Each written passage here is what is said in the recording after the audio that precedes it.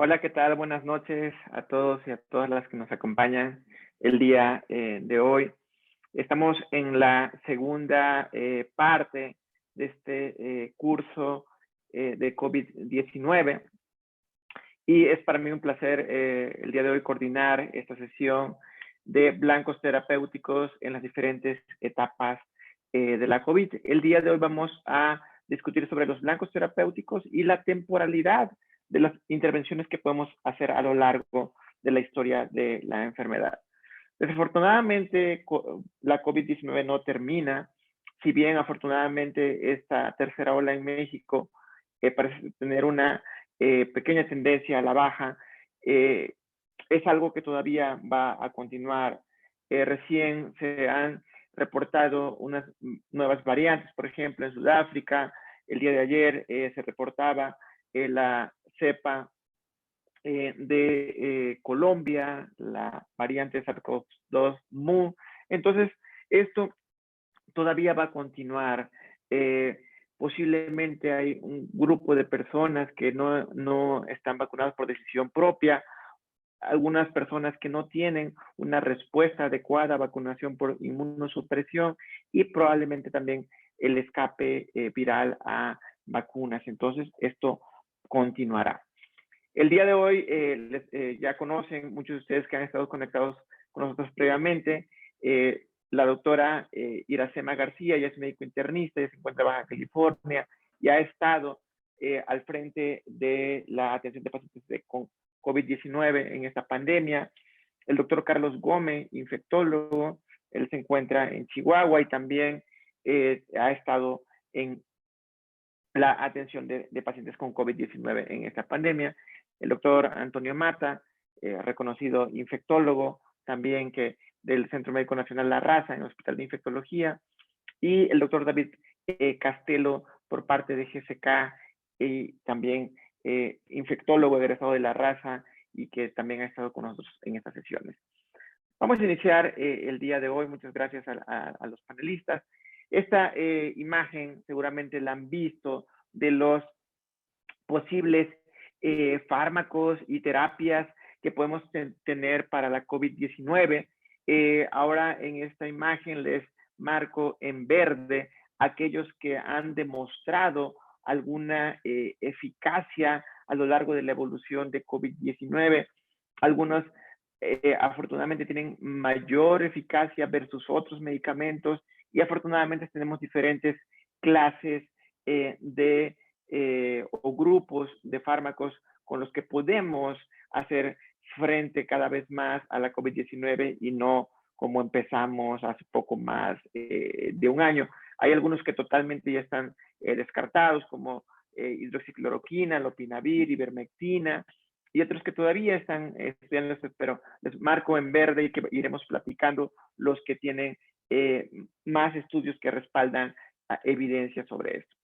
Este gráfico es muy importante y lo iremos viendo y platicando a lo largo de la charla, porque esta es la evolución de la COVID-19 y saber y conocer esta evolución nos permitirá saber cuáles son los blancos terapéuticos, los momentos de la evolución donde podemos actuar.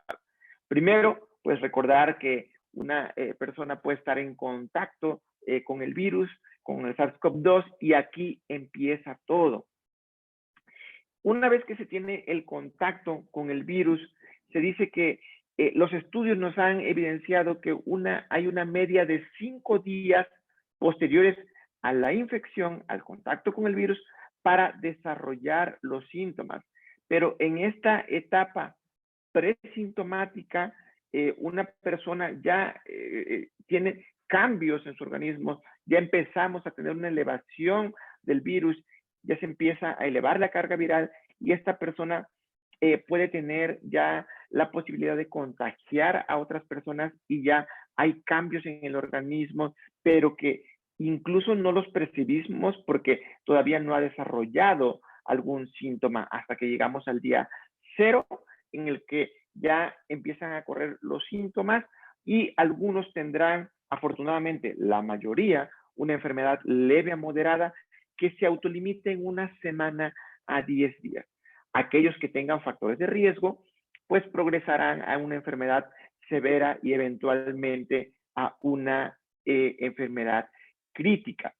La media de la hospitalización, la media en la que los pacientes refieren disnea es entre día 7 al día 8.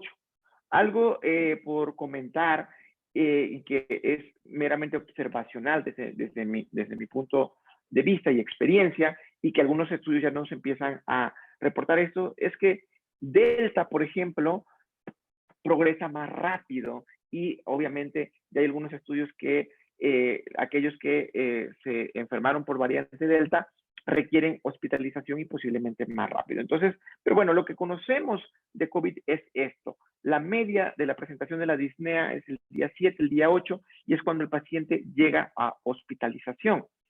En días posteriores ya desarrollan como tal un síndrome de insuficiencia respiratoria aguda con una PAFIO2 o índice de Kirby, que también se le suele llamar, menor a 300. Para esto pues ya necesitamos una gasometría. Y aquellos que ya tienen afección de algún órgano o sistema, que también presentan estado de choque y franco fallo respiratorio y necesidad de intubación, pues ya son los que conocemos que tienen una enfermedad crítica y que habitualmente los vemos esto ya prácticamente en una segunda semana. Pero es muy importante conocer esta evolución. Muy rápidamente, la clasificación de severidad de la COVID-19 de acuerdo a los Institutos Nacionales de Salud, desde los asintomáticos, pero que tienen una prueba positiva, aquellos cuadros leves en los que no hay desaturación ni neumonía. Un cuadro moderado será aquellos que ya detectamos neumonía, sobre todo por estudios de imagen, pero que mantienen saturaciones prácticamente en rangos normales. Aquellos cuadros graves en los que hay neumonía más descenso de la saturación y una PAFIO2 menor de 300, y como mencionaba, aquellos que tienen fallo respiratorio, estado de choque o disfunción orgánica son los que ya están en una enfermedad crítica. Vamos a empezar con los panelistas y doctora Iracema, tal vez es su pecado ser la única mujer en el panel, pero yo soy muy caballeroso. Y bueno, empezamos con usted, doctora. ¿Cuáles son los sitios donde podemos actuar de manera terapéutica en la evolución y pues por lo tanto incidir en los desenlaces de la COVID-19? ¿Qué nos puede comentar brevemente? Hola, buenas noches. Pues así como nos mostraste la evolución natural de la enfermedad, pues ahí mismo podemos identificar fácilmente los sitios donde podemos actuar de manera terapéutica. De manera inicial, pues podemos en la fase viral actuar con antivirales e incluso con anticuerpos monoclonales, que es en un paciente que está ambulatorio. Sobre todo los anticuerpos monoclonales están indicados ahorita para pacientes con síntomas en fase viral, ambulatorios, para evitar que progresen.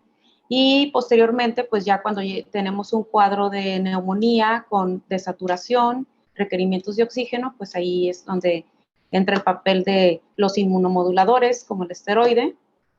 Y posteriormente, si el paciente continúa con estos datos de gravedad, pues ya podemos agregar algunos inhibidores del JAK o inhibidores de interleucina 6.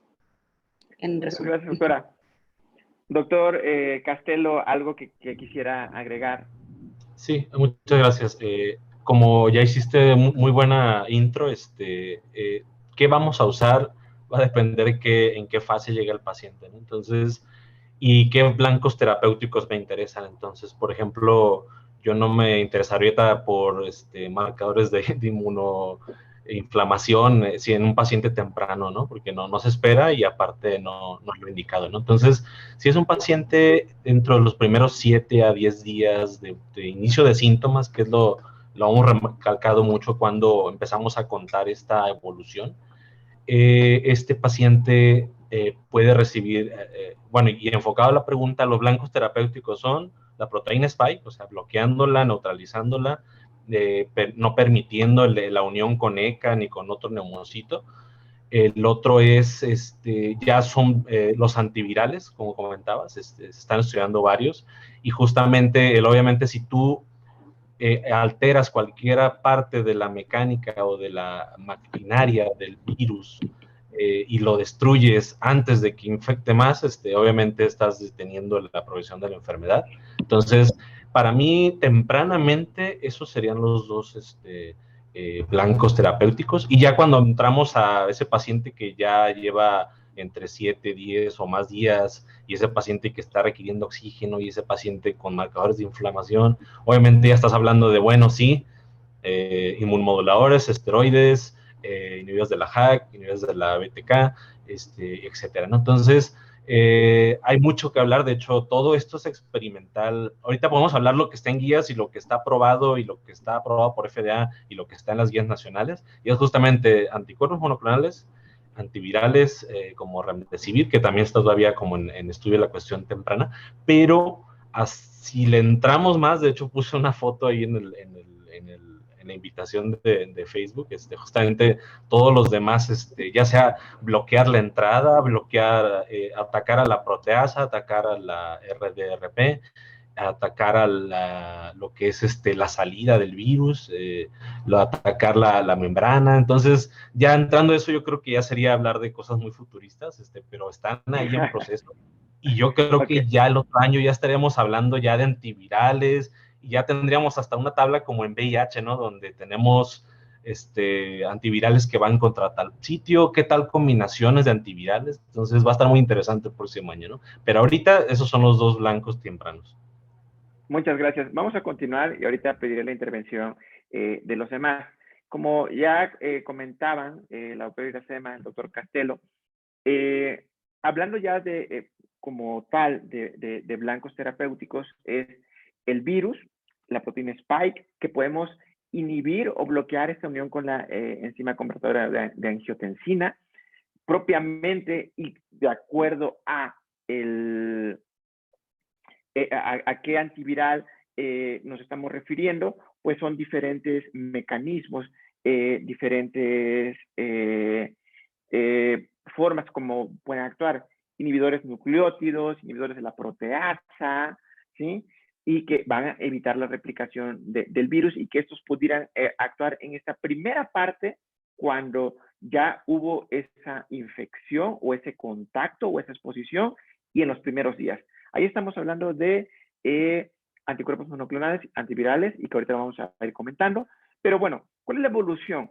Se ha estudiado que la evolución y el cuadro que presentará una persona depende mucho de la carga viral en contexto con otros factores de riesgo en el contexto clínico del paciente. Pero si tenemos una carga viral baja, muy probablemente, aunque hay una respuesta innata que es la que actúa de manera inicial, y después una respuesta celular y humoral también, cuando una carga viral es leve, nos dará un cuadro leve, cuando la carga viral es baja, perdón, y esta persona se va a recuperar.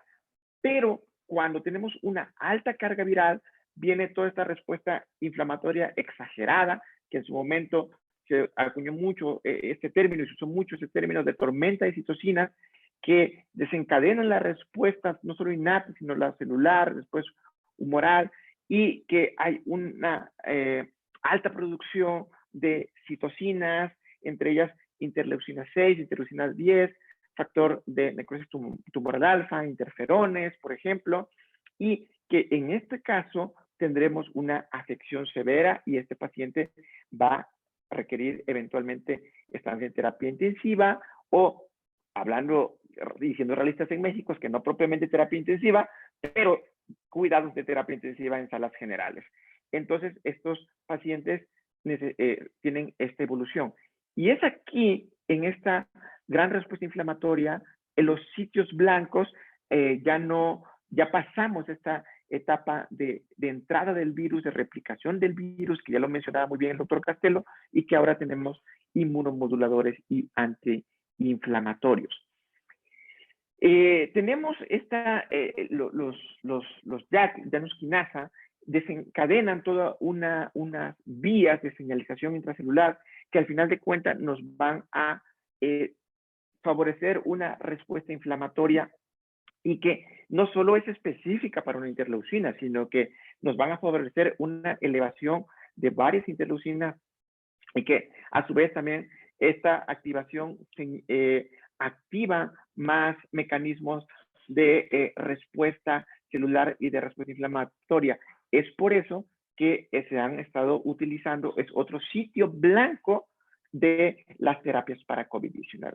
Creo que de acuerdo a lo que he mencionado y lo que han mencionado, podemos ubicar muy bien entonces a qué nos vamos a dirigir. Y ahora vamos a ver la temporalidad en la evolución.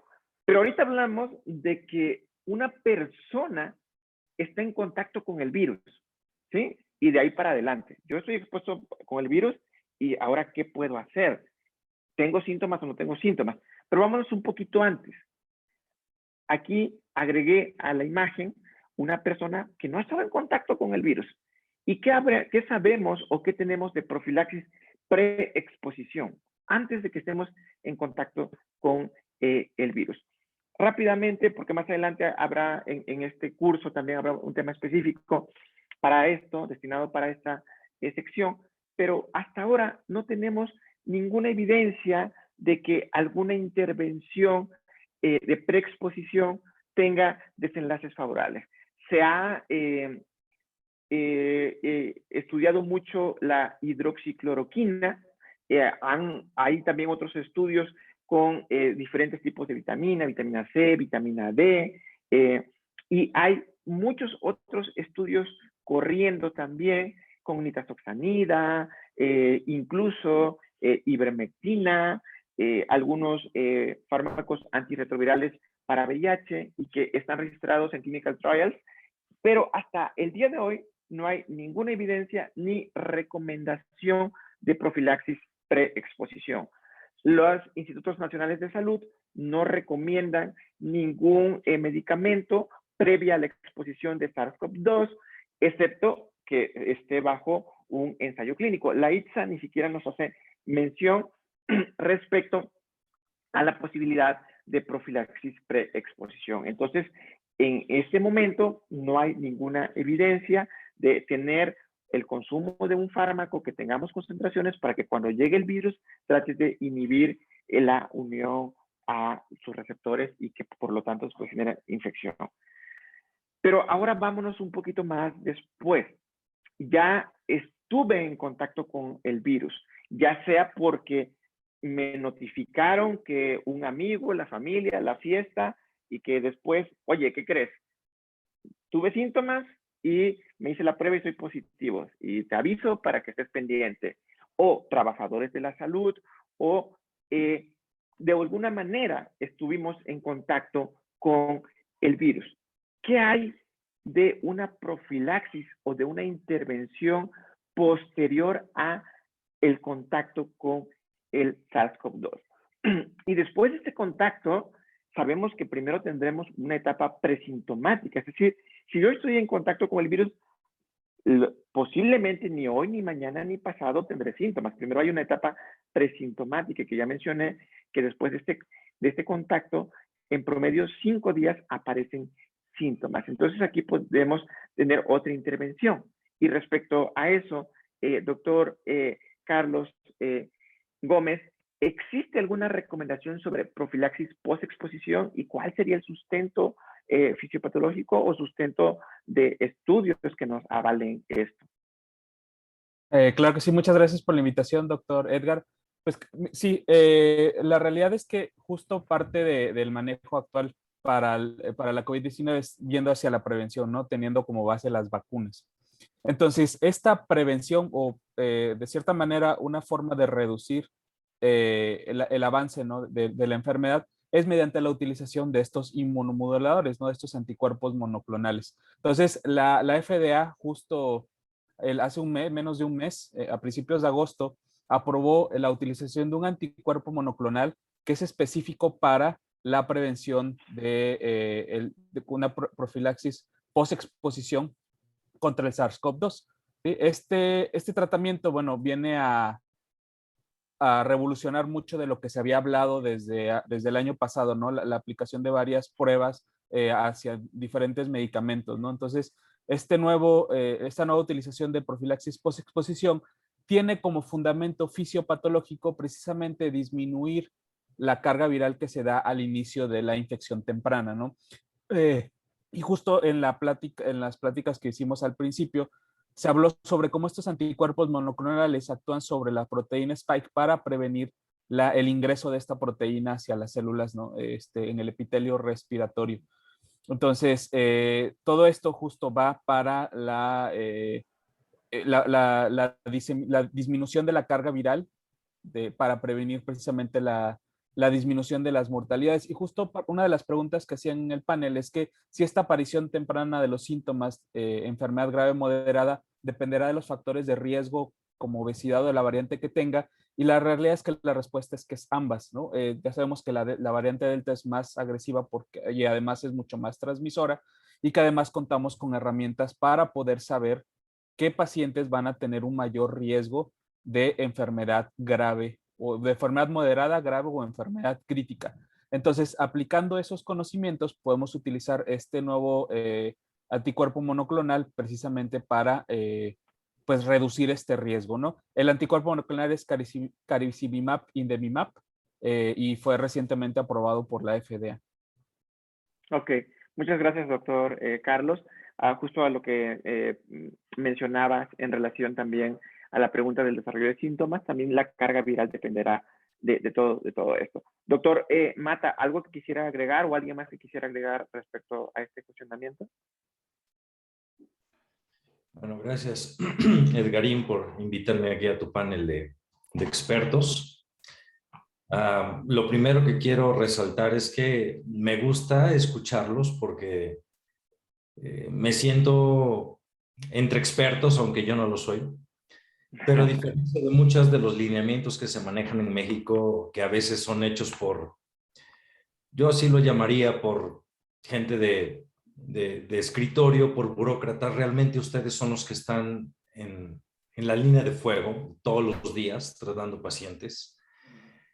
Y realmente es diferente escuchar una plática de burócratas que se dedican a leer guías y discutir guías, a escuchar a la gente que realmente está tratando a los pacientes todos los días. Y me da mucho gusto escucharlos porque creo que todos aprendemos no de una guía, sino de la experiencia que tienen todos tratando cada día a los pacientes con la COVID-19. Creo que el tema, como lo mencionó el doctor Edgar al principio, no tiene fin. Esto cada vez es más complejo, más interesante. Profilaxis posexposición realmente solamente se ha establecido a través de anticuerpos monoclonales. O sea, no tenemos más. No hay otra cosa que haya establecido, aparte de esto, que alguien se haya vacunado con anticipación y que esté desarrollando anticuerpos ya en el momento de exposición como para frenar la actividad de la enfermedad.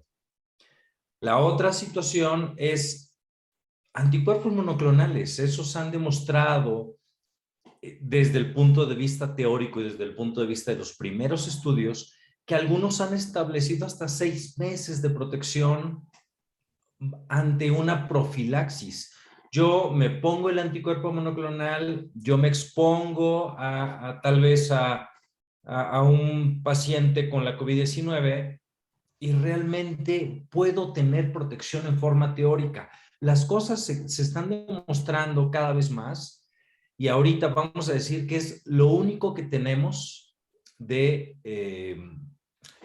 evidencia, pero ¿cuál es el sustrato fisiopatológico? Si yo puedo bloquear el spike, pues a final de cuentas no voy a tener evolución.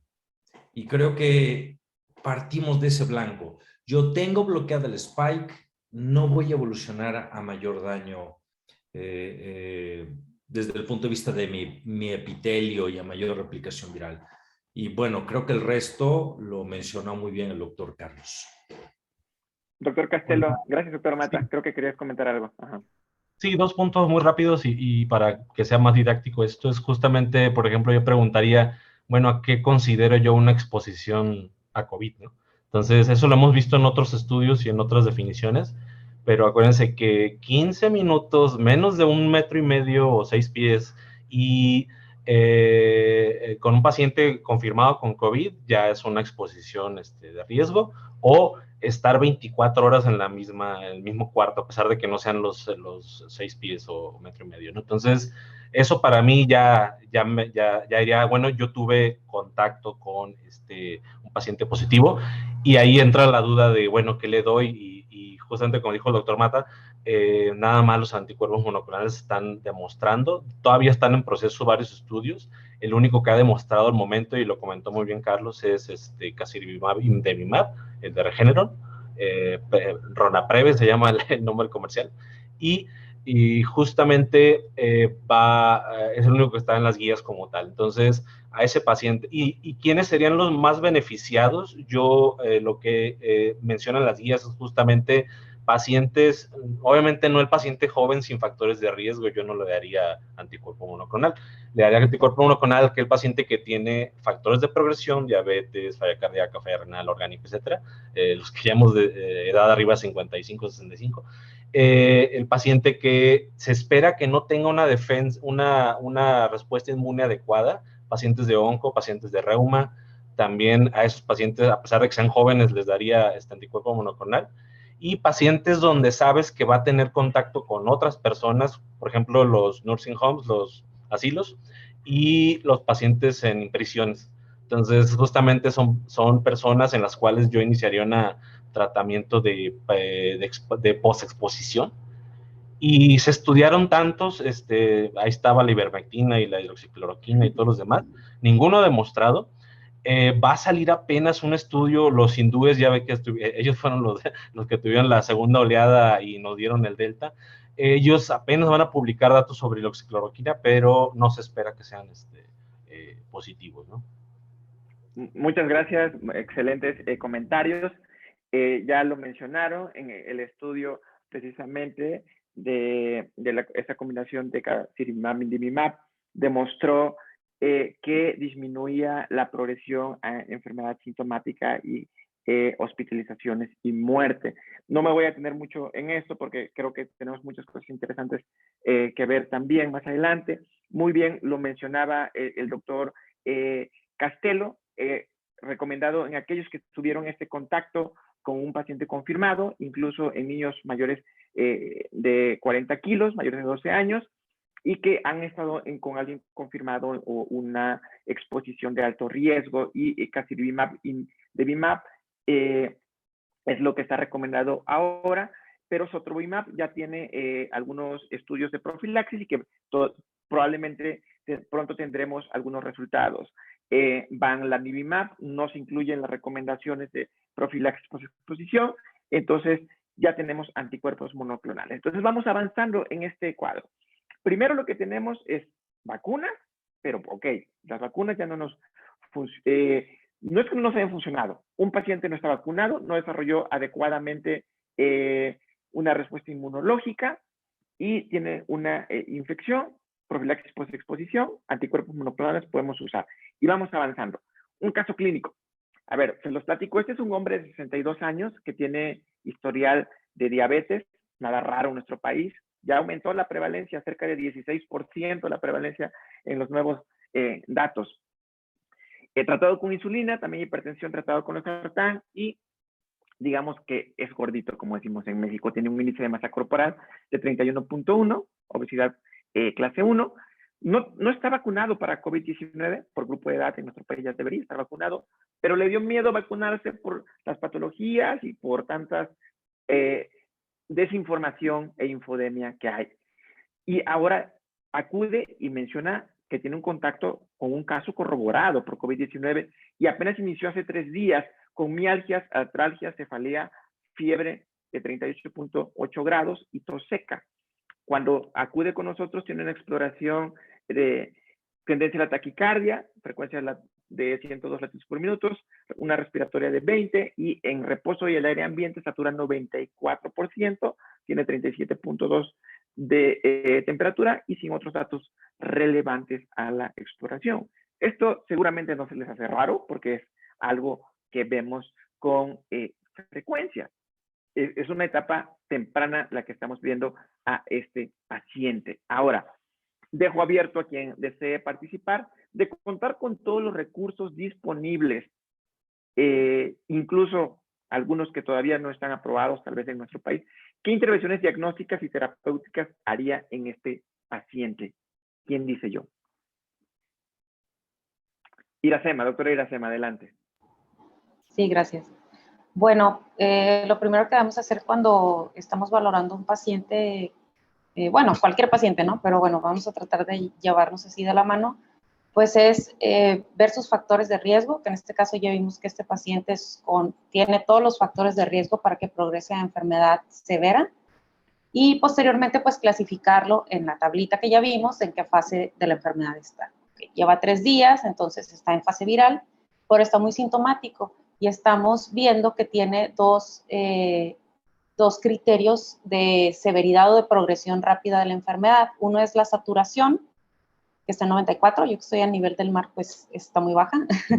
Y la otra es que presenta disnea, ¿no? Entonces, esos ya son criterios de severidad de mi paciente. ¿Qué intervenciones diagnósticas? Pues bueno, primero corroborar la infección por SARS-CoV-2. Puede ser a través de un antígeno, puede ser a través de una PCR, lo que tengamos disponible en ese momento. Como está en fase viral, pues seguramente cualquiera de los dos nos va a salir positivo. Y en este momento pues se le van a dar indicaciones, datos de alarma, y es un buen candidato para llevar un tratamiento ambulatorio con anticuerpos monoclonales. Entonces, es lo que le podemos ofrecer a él. De los que están autorizados, bueno, ahorita todavía no los tenemos disponibles, pero que ya están autorizados en guías, pues es igual el casirivimab con indevimab o sotrovimab, porque este paciente se va a complicar. Ok. ¿Alguien más? Muchas gracias, doctora Iracema. Ok. Creo que el doctor Castela, sí. Sí, rápido. No, pues nada más seguir las guías, ¿no? Prácticamente ese paciente, ese es del libro, ¿no?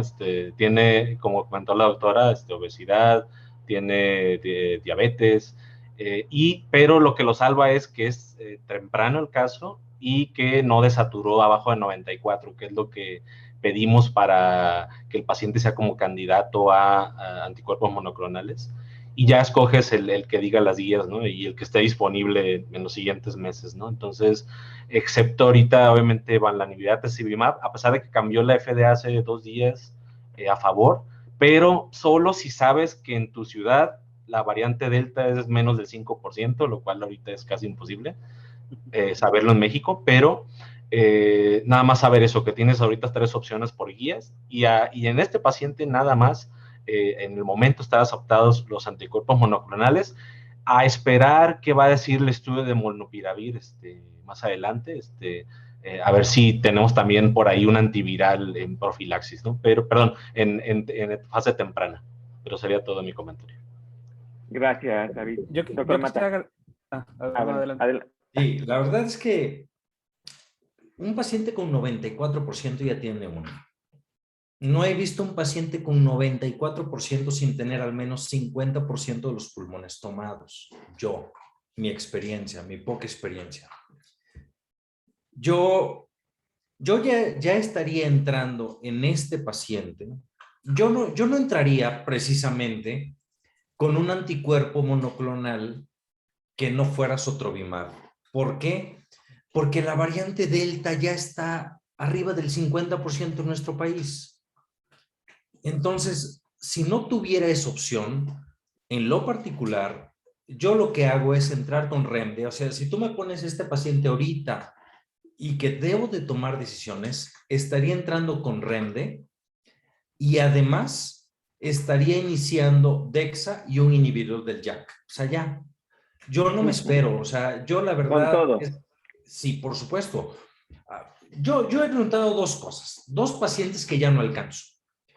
El que ya me da 10 días y que ya desaturó y que voy a iniciar apenas ya no inicio un antiviral. sino ya me voy con un inmunomodulador a los 8 o 10 días, ya prácticamente salió de la ventana terapéutica de REMDE.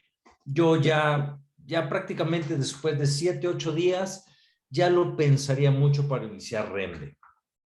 Si lo agarro antes de 7, 8, 10 días, abro con REMDE, pero ese paciente ya tiene neumonía, seguramente ya lo vamos a tener con aumento del dímero D, con aumento de proteína C reactiva.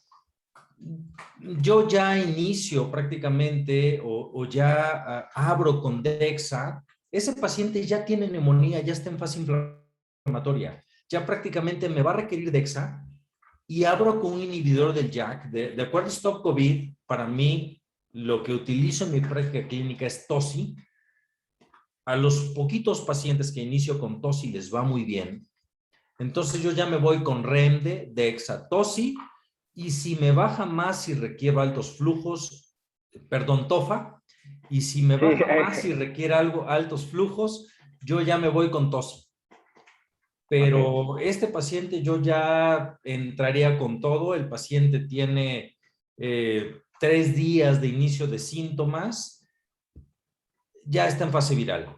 Pero me preocupa que ya bajó 94% de la saturación dentro de una fase viral. Ya está, es gordito. seguramente, ya elevó marcadores inflamatorios. Es gordito y está restrictivo, su basal era 95. Entonces, la doctora Iracema quiere comentar algo. Bueno, ahorita pues vimos solamente la clínica del paciente. Como les comentaba, sí tiene 2 datos de alarma que saltan mucho a la vista, que es la saturación y la disnea, que sí son datos muy sugerentes de neumonía, pero yo creo que antes de iniciar todo, pues tendríamos que, como comenta el doctor, o sea, como seguramente él sospecha, pues tomarles los marcadores inflamatorios y una tomografía para poder evidenciar, y ya posterior a eso, perdón, yo leí disnea, entonces lo inventé eso. Bueno, tos, la verdad es que los pacientes que me refieren tos, casi todos tienen neumonía, como el 95% de los pacientes que me refieren tos ambulatorios. Les hago tomografía el día 5 y ya tienen 10, 20% de neumonía al menos. Entonces, bueno, yo sí estaría de acuerdo con el tratamiento, como comenta el doctor Mata, pero sí, pues terminar de hacer los estudios complementarios, ¿no? Pero de inicio, así con la pura clínica, creo que podríamos hacer eso, pedirle los estudios y revalorar, y ahora sí, pues iniciar el REMDE y DEXA, al menos si ya hay fase pulmonar evidenciada, ¿no? Si tengo fase pulmonar comprobada. Tiene 102 de frecuencia cardíaca con 37 de temperatura. O sea, está complicado, o sea, algo está complicando el pulmón. No tienes 37 de temperatura con 102 latidos. Al doctor Mata no le... A menos que sea... Pero tiene 20 de frecuencia respiratoria. O sea, digo, lo puedes hospitalizar. La otra es, sabe que lo voy a hospitalizar, sospecho que trae neumonía, y pues ya le complementas los estudios y ya le inicias el tratamiento. Justo yo quería comentar definitivo hay que hacerle un ataque. O sea, definitivo sí, claro. Hay que hacer un ataque. Pero el pulmón está comprometido, donde se está levantando esta frecuencia cardíaca y donde la saturación bajó a 94. O sea, algo pasa en ese pulmón. Adelante, doctor Carlos. Sí, justo yo quería comentar eso. Estoy de acuerdo con el manejo del doctor Mata, pero justo estaba leyendo que existen más de 250 calculadoras de riesgo para enfermedad por COVID-19. Entonces, pero, sin embargo, pues todas las personas que están aquí en este panel y las personas que están como espectadores seguramente han visto y saben, ¿no? O sea, exactamente, ¿no? Es como el ojo clínico. Y de hecho, básicamente, la decisión de saber si un paciente está grave o no se basa en la evidencia clínica que tiene el paciente. Pero igual, o sea, si el paciente tiene una neumonía, nos podemos guiar de herramientas como el CUR65, nos podemos guiar de herramientas como el 4C, el índice de severidad de neumonía. Entonces, si nosotros aplicamos eso en un ambiente que no es COVID, y si mi paciente tiene un CUR65 que me dice que lo tengo que hospitalizar, pues entonces, tenga o no tenga COVID, lo tengo que hospitalizar precisamente porque es un paciente que tiene riesgo y tiene un riesgo de una mortalidad y una morbilidad bastante alta. Entonces, no recordar que al fin y al cabo, pues la fisiopatología inicial del COVID es pulmonar, neumonía, y se va a hospitalizar hasta que pues se mejore todo, ¿no? Ok, muchas gracias a todos. Definitivamente, una limitante que tenemos en nuestro país y en nuestros contextos es que no tenemos toda la mano. Veo que ayer están comentando que no tienen tomografía y esto. Suponiendo que ese paciente tiene tomografía y solo tiene probablemente ya una afección leve o no tiene como tal neumonía. Si esa afección leve, probablemente en este momento yo me iría por anticuerpos monoclonales y remdesivir. Si bien los estudios, la media del uso del remdesivir fue hasta 8 días de haber empezado los síntomas, pues queremos que un antiviral actúe en la fase viral. Ya después probablemente no tenemos mucha eficacia. ¿Qué nos dicen, por ejemplo, los NIH, que ya en la sesión pasada con el doctor Castruita, creo que coincidimos que las guías de los institutos nacionales de los Estados Unidos son las que más tal vez reúnen la evidencia actual? Pues ellos recomiendan casirivimab más indevimab o sotrovimab en el contexto de un paciente que lo estamos viendo en los primeros días de síntomas. Idealmente, pues serían en los primeros días, los estudios incluso fueron menos de 5 días, pero hasta 10 días se puede recomendar este paciente. Obviamente, si ya llega en un día 7 con neumonía y todo, con desaturación franca, pudiera darse todavía en anticuerpos monoclonales y, como bien decían, por circulación de variante Delta, y que también era una pregunta que se hacía ahí en el chat, hacer el estudio de las variantes, pudiera ser, pero en el contexto de no es rápido, no se tiene el acceso, y para fines prácticos deberíamos dar un anticuerpo que cubra Delta, y sotrovimab pudiera ser esta opción. Que si ya llega un día 7, un día 8, pudiéramos darlo, tal vez sí, pero ahí tendríamos que dar otros acompañantes. Básicamente lo mismo que habíamos hablado para la profilaxis post-exposición, y aquí en este momento podemos dar anticuerpos monoclonales no solo en esta etapa presintomática, sino que los podemos dar incluso hasta los primeros 10 días después de haber iniciado los síntomas. Ahora, el doctor Mata estaba comentando de hablar de remdesivir. No sé si ya comentó algo de esto, doctor Mata. No sé si usted mismo quisiera puntualizar algo más sobre remdesivir. ¿Cuándo? Sí, de hecho yo alcé la mano porque a mí me choca algo. Tú acabas de mencionar algo bien interesante. Tal vez más allá de 7, 8 días tú no iniciarías Remde, que es un antiviral. Pero los MAPs en NIH están indicados o recomendados hasta 10 días. ¿Por qué esa diferencia? A mí me gustaría preguntarle aquí al experto en MAPs, al doctor David Castelo, si hay alguna diferencia entre por qué después de 7 a 8 días los estudios de REMDE ya no son tan recomendados siendo un antiviral y por qué los MAPs sí. No me da mucha... no me hace mucho match eso, porque... No, adelante. perdón, sí, pues fue un poco lo desafortunado de ser el primero en el ruedo a remdesivir. Ya ves que hay estudios que dicen que no funciona, otros que sí, depende si le pusiste esteroide o no, depende qué día. Entonces, también fue desafortunado que no tuvo el espacio como le pasó lo mismo que varias terapias, pero justamente no tuvo este espacio de estudios de fase temprana. Y como las terapéuticas nuevas las estábamos dejando para hospitalizados súper graves, tendría que el laboratorio hacer un estudio en fase temprana. Yo creo que saldría muy bien a lo que yo sé del antiviral. Es lo que está haciendo Molnupiravir. De hecho, le está comiendo ese mandado a Remdesivir, en el sentido de que ellos sí se dieron cuenta que a lo mejor no iba a ser el mejor momento en el hospital, pero qué tal si es oral y es en la calle. Entonces, eso es algo triste para Remdesivir, donde a lo mejor hubiera tenido una mejor evidencia en fase temprana, pero por la urgencia de tratar pacientes se trató de meter en fase ya hospital, ya fase de oxígeno, y la evidencia depende de cómo la interpretes, es a favor o es neutra. Entonces, la respuesta es desafortunado su desarrollo clínico, y es nada más por ser el primero, fue el primero aprobado, fue el primero estudiado. fue el primero que se usó. Entonces, yo diría que no lo descartemos en la fase temprana, pero a la vez no hay evidencia para apoyarlo. Entonces, es como, es medio curiosa la respuesta, pero sí, quedó en el punto medio. Entonces queda en eso donde tal vez fase temprana sí, pero a la vez después ya no tiene sentido, y si el paciente ya está usando oxígeno y lo vas a hospitalizar, remdesivir. Entonces, justamente es justamente la duda, ¿no? Lo que comentaba el doctor Mata, evidencia sí perdón. Y espero que Edgarín la presente, pero evidencia sí hay.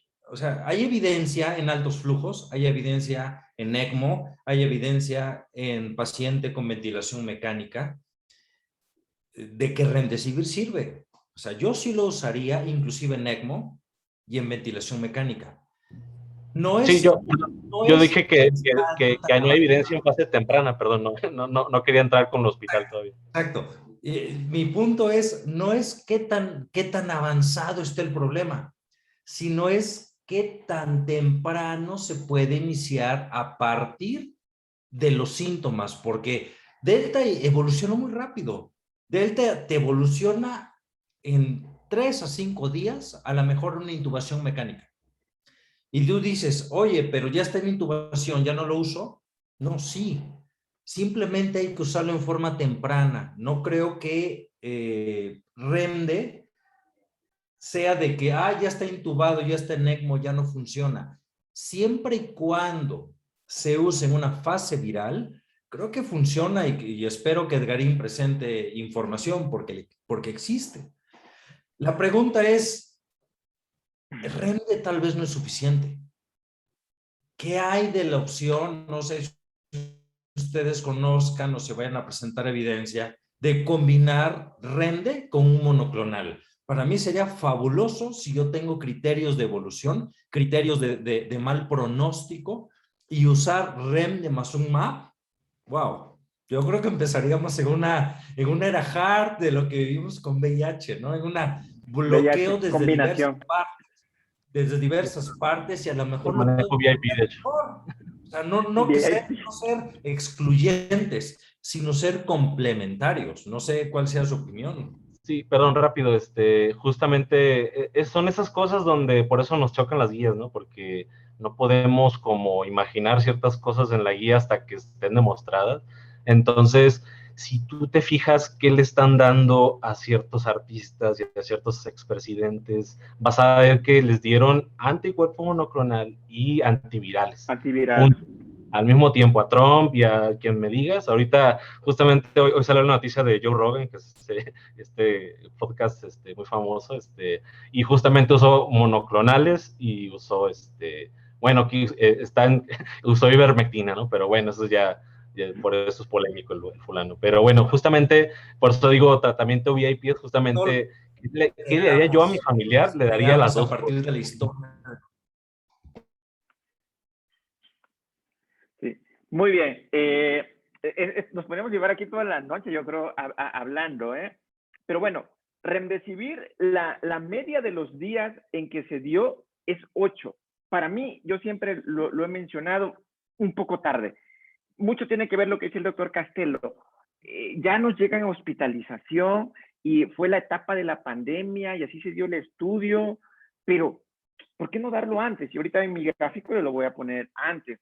Pero bueno, ya los primeros estudios decían que remdesivir sobre todo en quienes tenían bajos flujos de oxígeno y que en ventilación mecánica o ECMO no, pero tenemos evidencias y otros subanálisis relativamente muy recientes presentados en los cuales, justo lo que mencionaba el doctor Mata, incluso un paciente bajo ventilación mecánica, bajo ECMO incluso, o altos flujos, parece ser que remdesivir todavía nos da un beneficio. Ahora, tomar en cuenta, y esto también ya está estudiado, que los pacientes que enferman de manera más severa, aquellos críticamente enfermos o que tienen alguna inmunosupresión, la replicación y excreción viral es más prolongada. Entonces, posiblemente haya un beneficio todavía en aquellos que ya están intubados, que están bajo ECMO, aunque yo considero que no sería el mejor momento. Coincido que de manera temprana una combinación muy nice, VIP, como dice Castelo, anticuerpos monoclonales más remdesivir, y que ahí es donde va a entrar molnupiravir, que es oral, lo podemos dar. Entonces, yo aquí pongo remdesivir en mi gráfico y lo dejo con estas, no sólido el naranja, sino como probable, incluso desde el día 1 prácticamente de síntomas, y más allá del día 10, posiblemente, si es un paciente que probablemente tiene una excreción viral prolongada. Y digo antivirales porque ahorita tenemos remdesivir, y yo espero que molnupiravir nos tenga cosas buenas. Pfizer está corriendo unos estudios también, y aquí en esta etapa creo que llegamos a este consenso de que probablemente esta combinación de anticuerpos monoclonales antivirales sería como algo muy bueno. Doctor Mata, ¿quería comentar algo? No, nada, que realmente hemos aprendido de muchas enfermedades virales. O sea, ustedes como infectólogos saben perfectamente que si bloqueamos una fase viral temprana, vamos a evitar progresión. En lo particular, usar un anticuerpo monoclonal que me esté bloqueando el spike, pero además que me esté evitando réplica a nivel de polimerasa como remdesivir, ¿por qué no pensar en algo así? Si yo tengo criterios de severidad y criterios de mal pronóstico, yo utilizo estos dos fármacos al mismo tiempo, yo creo que puede ser maravilloso y voy a evitar fase inflamatoria. Lo importante creo que sería crear un índice muy preciso para saber qué pacientes van a evolucionar fase inflamatoria y cuáles no. Si voy a tener un cuadro leve toda la vida, no uso nada más que paracetamol, como lo hacemos todos los días. Pero ¿qué pasa de un paciente que tengo factores de mal pronóstico? Tengo día 3, inicio o no antivirales y MAPS. Yo sería de la idea de eso. No está en guías, pero fisiopatológicamente es lo que nos han enseñado otras enfermedades virales. Así es, tenemos el sustento fisiopatológico. La doctora Margarita Dossetti tiene levantada la mano. Doctora, ya le activé para permitir hablar si tiene algún comentario. Sería solo abrir su micrófono y la escuchamos.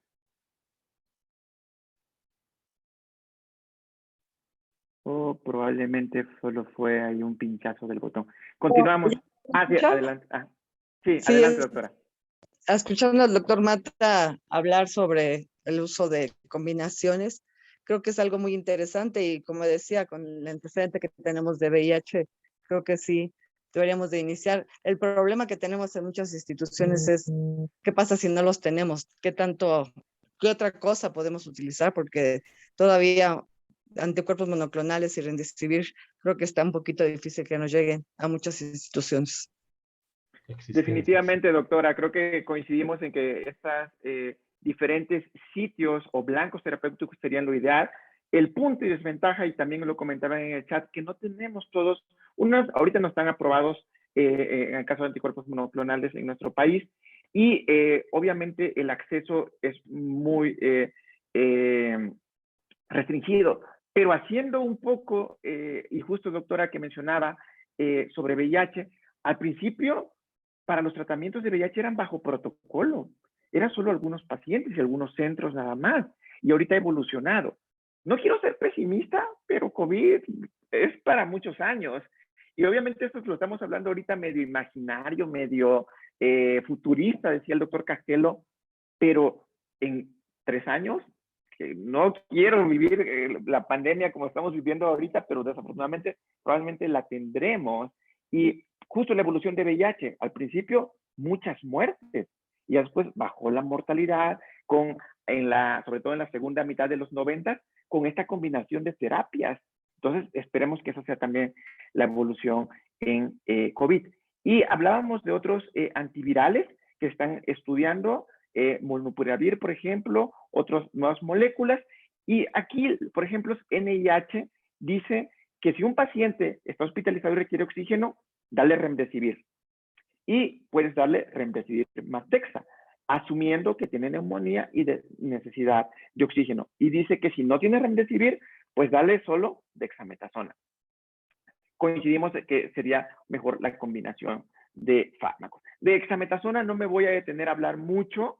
Sabemos afortunadamente la eficacia y prácticamente el fármaco más accesible, barato y que ha demostrado disminución en mortalidad, y que todos aquellos pacientes que tengan hospitalización, que estén hospitalizados y estén hospitalizados porque tienen neumonía y necesidad de oxígeno, tenemos que dárselo.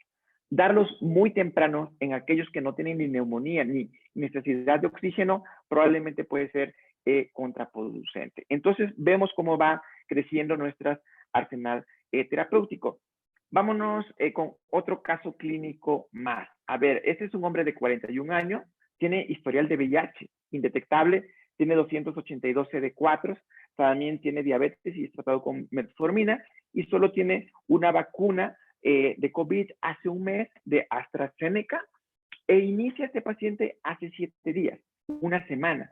Ingresó y pues tenía mialgias, artralgias, fiebre, tos seca en accesos, y ya después se agregó disnea, por lo que llegó al hospital. Y cuando ingresó, pues ya tenía desaturación, saturaba 91%, tendencia a la taquicardia y ya está a la taquipnea. Y desde que se llegó, se evidenció neumonía con vidrio expulido en zonas basales y periféricas, tenía marcadores de inflamación como linfopenia, PCR alta, y le iniciaron oxígeno, heparina de bajo peso molecular y dexametasona paracetamol, que es lo que ha demostrado evidencia. Pero 48 horas después, taquicardia, mayor frecuencia respiratoria, y ya necesita una mascarilla con bolsa de reservorio y que a 10 litros y con esto satura al 92%. La radiografía nos muestra progresión radiológica, empeoramiento, es decir, disminución de los linfocitos y una proteína C reactiva ahora de 101. Si tuviéramos todos los recursos igual disponibles, y ya vámonos un poco a la terapéutica por tiempos, ¿qué intervenciones terapéuticas harían en este paciente? ¿Quién dice yo? Doctor Carlos. Sí, bueno, este paciente ya bueno, para empezar, ya tenemos factores de riesgo identificados. No tiene más de 2 comorbilidades. A pesar de que tiene una carga viral indetectable de VIH, pues tiene unos niveles bajos de CD4. De hecho, eso no sé si se correlaciona con la linfopenia al ingreso, que incluso puede ser que recientemente haya recibido tratamiento antirretroviral y apenas está incrementando esos niveles de CD4, o que la linfopenia pues es secundaria precisamente a este cuadro de inicio de la enfermedad aguda, ¿no? Entonces, este paciente ya está en la fase pulmonar, ¿no? Ya está en estas fases en donde la replicación viral es más baja, pero que todavía se ve beneficiado en el diagnóstico con una prueba de detección de ácidos nucleicos. Ahora, identificando esta necesidad de oxígeno, la necesidad de hospitalización, pues podemos guiarnos de diferentes medicamentos, ¿no? Para disminuir este riesgo de mortalidad. Puede ser que iniciemos con dexametasona o la combinación de dexametasona con un inhibidor de la JAK, como puede ser baricitinib, que se puede utilizar en combinación con, con dexametasona o la combinación de dexametasona más remdesivir, y utilizar ya sea baricitinib o tocilizumab. Pero definitivamente es un paciente que ya está en una fase pulmonar, tiene diferentes comorbilidades que incrementan su riesgo de mortalidad. Incluso ya tuvo dexametasona. Entonces, una de las alternativas de la utilización de dexametasona es añadir baricitinib, por ejemplo, para justo el manejo en estos pacientes que tienen una enfermedad moderada que está siendo progresiva, ¿no? Y que justo esa progresión nos podemos guiar de las herramientas de calculadoras de riesgo, ¿no? Como les mencionaba. Gracias, Carlos. Yo veo que el doctor Mata asiente negativamente y creo que quiere decir muchas cosas. Adelante, doctor Mata. No, mira, Bari está indicado para pacientes que no puedan recibir Dexa, y los hemos tenido. Hemos tenido pacientes con VIH, con inhibidores de proteasa, que de repente dices, no es candidato a usar Dexa, uso Bari. Si se usa Dexa más Bari en forma conjunta. Pero para mí Stop COVID fue un parteaguas, ¿eh? Stop COVID está publicado en New England. Yo no uso Dexa con Bari, yo uso siempre Dexa con Tofa. Con Y a mí me tofacitinib. gusta mucho porque es una evidencia bastante buena. Es un ensayo clínico. No hay varios estudios, pero es un ensayo que mostró la disminución de la mortalidad cuando se asociaba. En mi experiencia, mi poca experiencia, les va muy bien cuando combino Dexa-Tofa en fase pulmonar, ¿no? Definitivamente este paciente es para Dexa-Tofa y aquí estando en su día 8, ¿verdad? Porque en el otro... Día 7 más transcurrieron 2 días, ya estamos en día 9.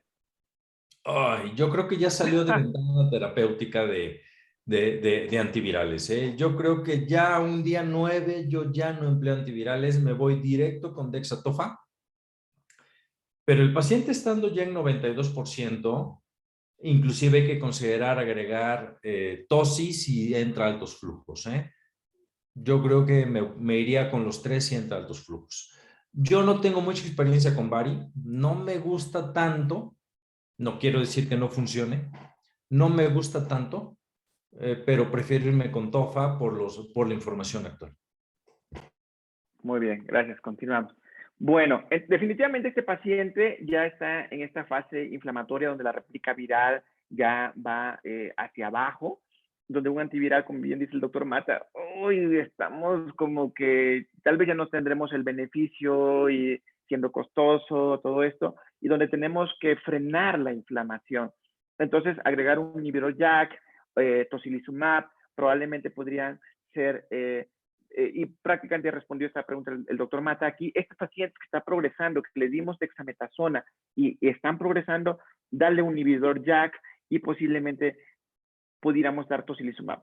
En mi particular punto de vista y experiencia, y que aclaro que es eso, yo me inclino más a un inhibidor JAK que a toci. Damos el bajón... hay evidencia como tal, de hecho, en algo observacional que hicimos en el hospital donde estoy, sí caían los marcadores de inflamación, pero es bajarle la inflamación al paciente y lo inmunosuprimimos y de ahí me ha tocado varios pacientes que tienen sobreinfecciones graves. Entonces, yo me iría Dexa más un inhibidor del JAK. ¿Y qué dicen las guías? Pues si está progresando y requiere aumento de oxígeno a alto flujo o ventilación invasiva, dale un inhibidor del JAK, que puede ser baricitinib o tofacitinib o tocilizumab también pudiera ser en estos casos. Entonces vamos completando aquí nuestra gráfico de tratamiento.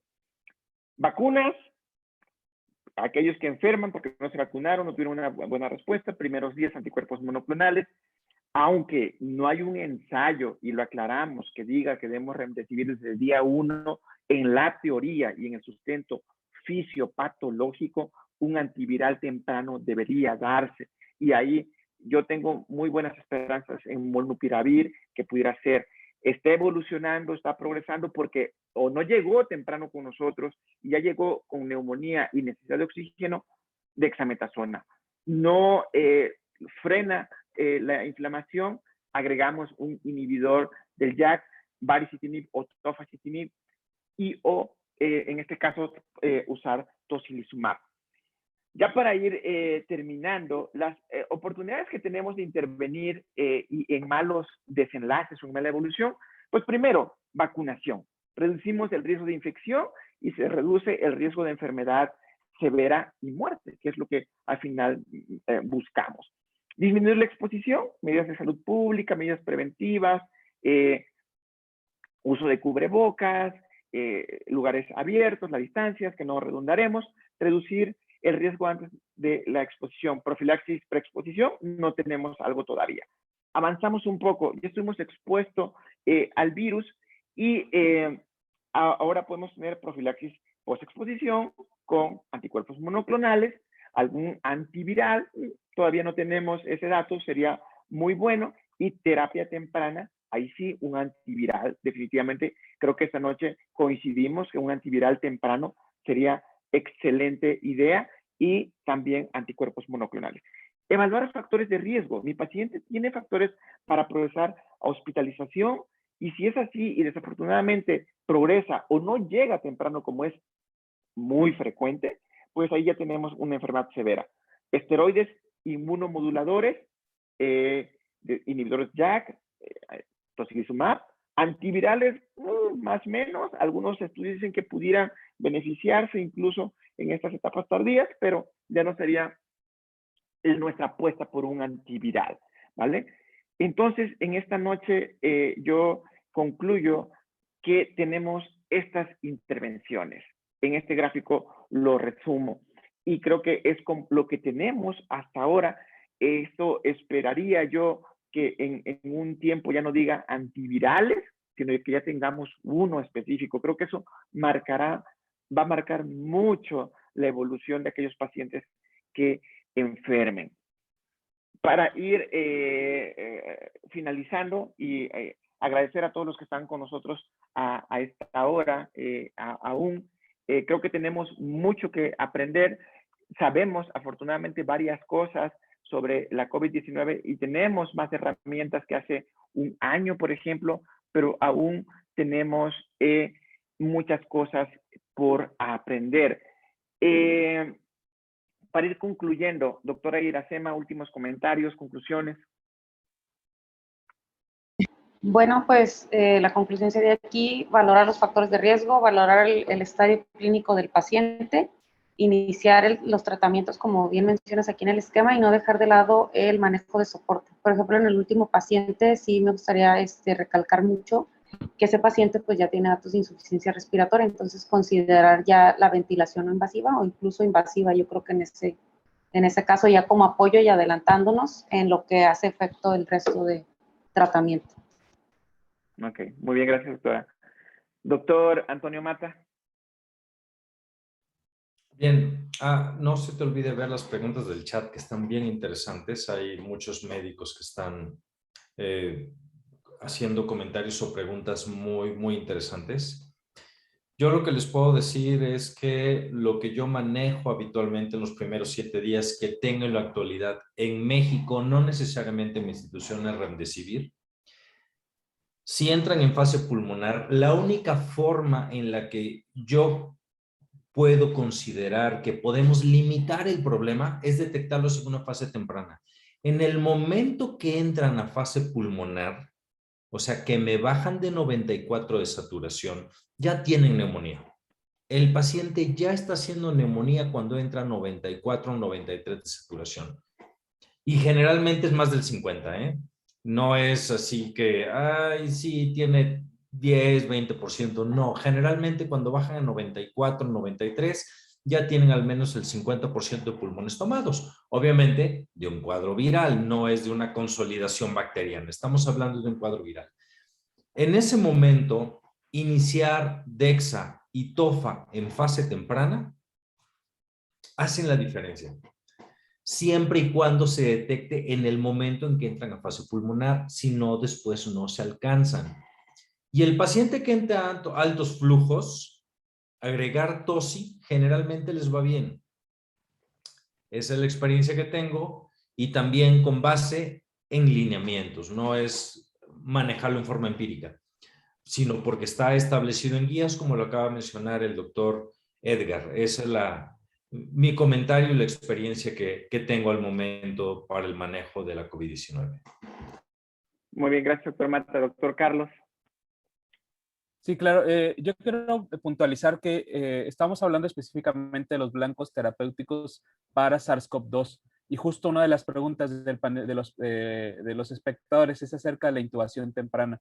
No hay que dejar de recordar que se tiene que manejar a los pacientes con COVID-19 y más en aquellos pacientes que ya tienen neumonía, clasificándolos como un SDRA y todas las medidas de protección pulmonar que se deban recibir. Alto flujo de oxígeno, intubaciones tempranas y todo eso, ¿no? Entonces, esto estamos hablando de tratamientos dirigidos para disminuir los riesgos, ¿no?, de las complicaciones asociadas al SARS-CoV-2, pero una vez ya presentes, pues hay que manejarlos como manejaríamos a un paciente crítico, ¿no? Intubación, manejo de líquidos, oxígeno, ¿no? Y pues obviamente guiarse de un manejo multidisciplinar. Entonces no dejar fuera todo eso, ¿no? Y si a pesar de que no tenemos muchos de estos tratamientos, eso no significa que no vamos a utilizar pues lo más básico de manejo de un paciente muy grave. Gracias, doctor Carlos. Doctor David Castelo, antes de hacer el comentario de algunas preguntas también que están en el chat. Sí, ¿hago el comentario o vamos a las preguntas?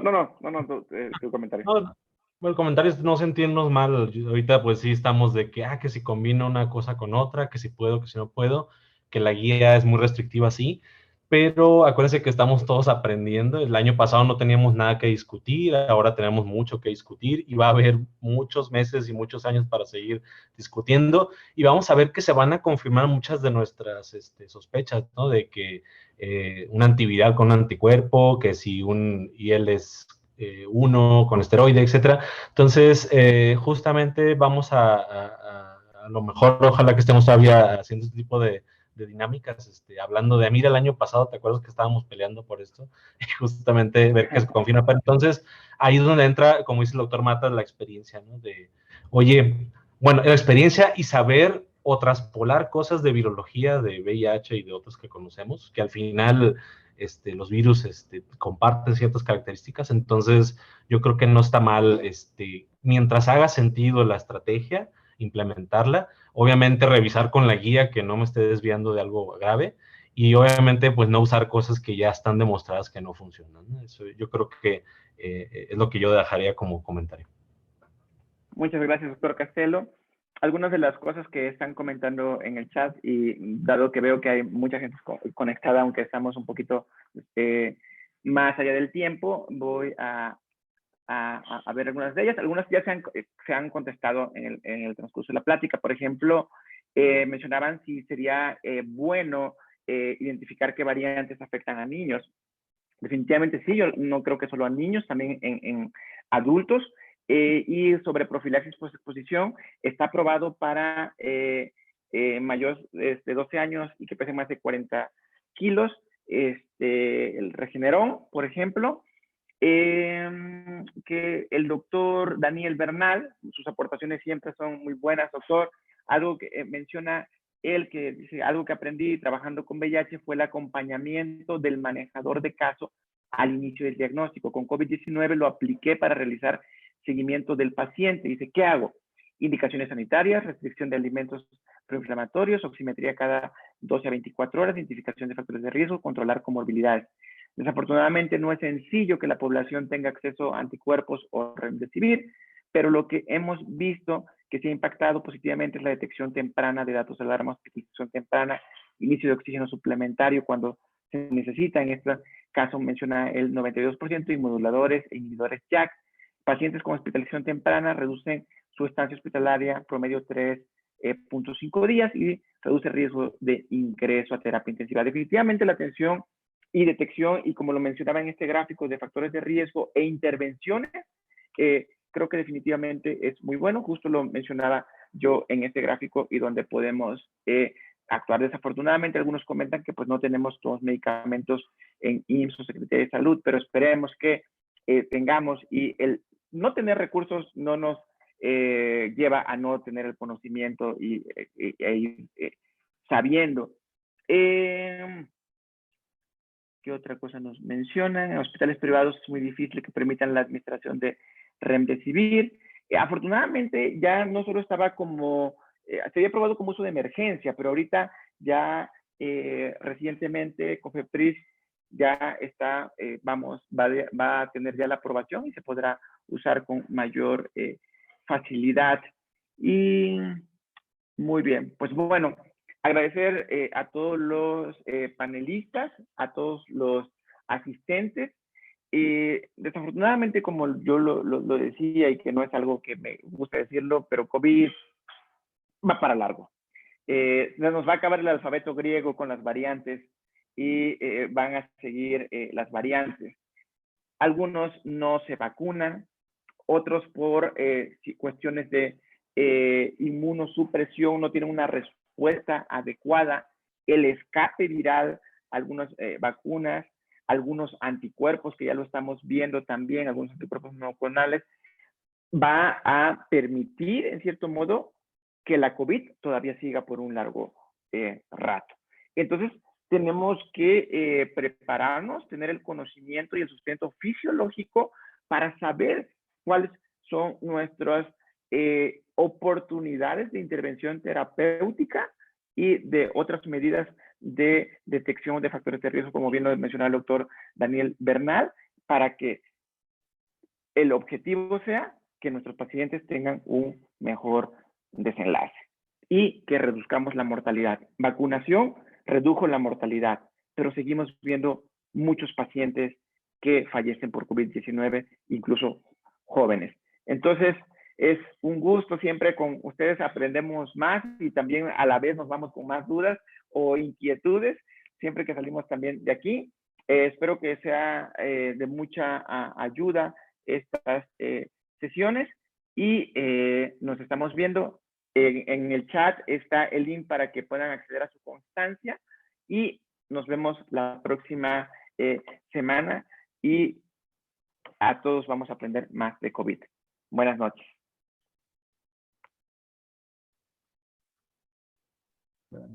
Gracias, buenas noches, qué interesante. No olviden su constancia, la pueden volver a postear, Ime, doctora Marianne. Listo, ya está publicada. Quedó un poco arriba para que la vean todo. Ah, ya está, otra vez. Ahí al final del chat pueden descargar su constancia de la discusión del día de hoy. Gracias a todos. Ok, Gracias. por ahí alguien comentaba en el chat, perdón, que alguien no pudo llegar a tiempo.